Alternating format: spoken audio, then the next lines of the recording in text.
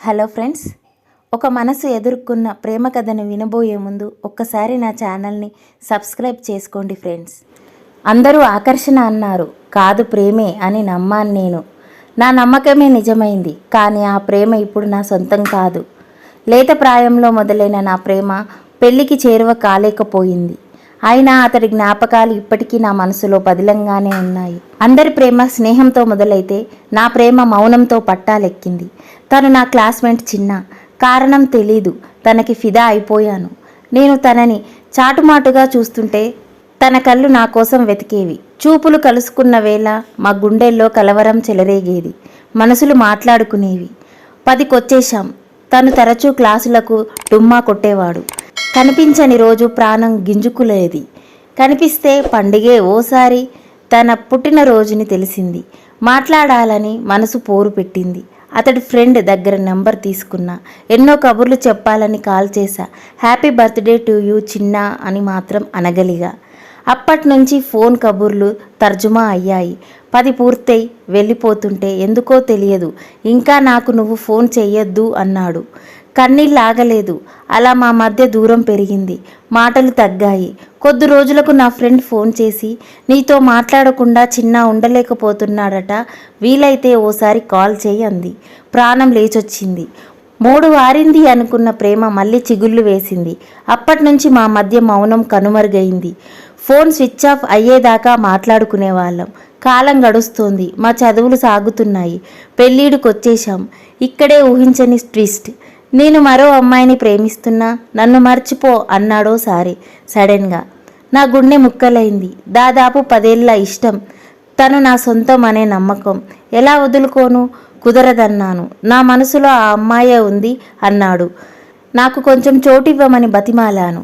నేను నచ్చలేదన్నాడు. వెంటపడి వేధించకన్నాడు. ఆత్మాభిమానం చంపుకొని మరి కనీసం 2వ భార్యగానైనా ఉండనివ్వమన్నాను. నాకు పిచ్చి పట్టిందన్నారు తెలిసిన వాళ్ళు.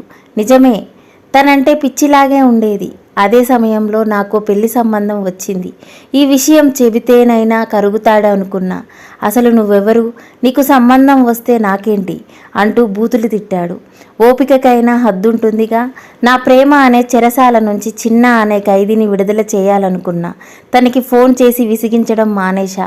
కానీ ప్రేమించడం కాదు. సరిగ్గా 2 ఏళ్ల తర్వాత తనే ఫోన్ చేశాడు. నా గుండెలో వణుకు మొదలైంది. తప్పు చేశానన్నాడు. నేను కావాలన్నాడు. అర్జెంటుగా పెళ్లి చేసుకుందామన్నాడు.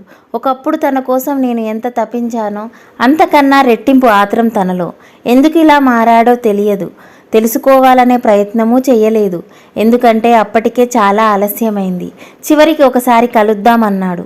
వెళ్ళాను. నన్ను చూడగానే తన కళ్ళు జలపాతాలయ్యాయి. నేను కరిగిపోయాను. కొద్దిసేపు మా మధ్య నిశ్శబ్దం. తర్వాత ఏవో కొన్ని మాటలు. వెళ్ళిపోయే సమయం వచ్చేసింది.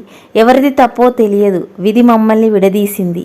కానీ మా మధ్య అల్లుకున్న జ్ఞాపకాల్ని దూరం చేయలేకపోయింది.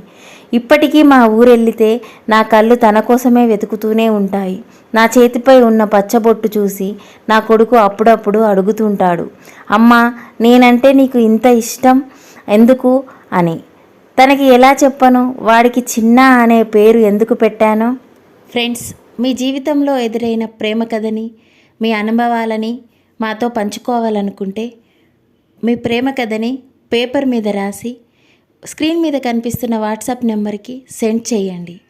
మీ అనుభవాలను, ప్రేమ కథలను మేము వినిపిస్తాము. Thank you for watching. ఇలాంటి మరిన్ని రియల్ స్టోరీస్ వినాలనుకుంటే నా ఛానల్ని సబ్స్క్రైబ్ చేయండి, షేర్ చేయండి, లైక్ చేయండి. Thank you for watching.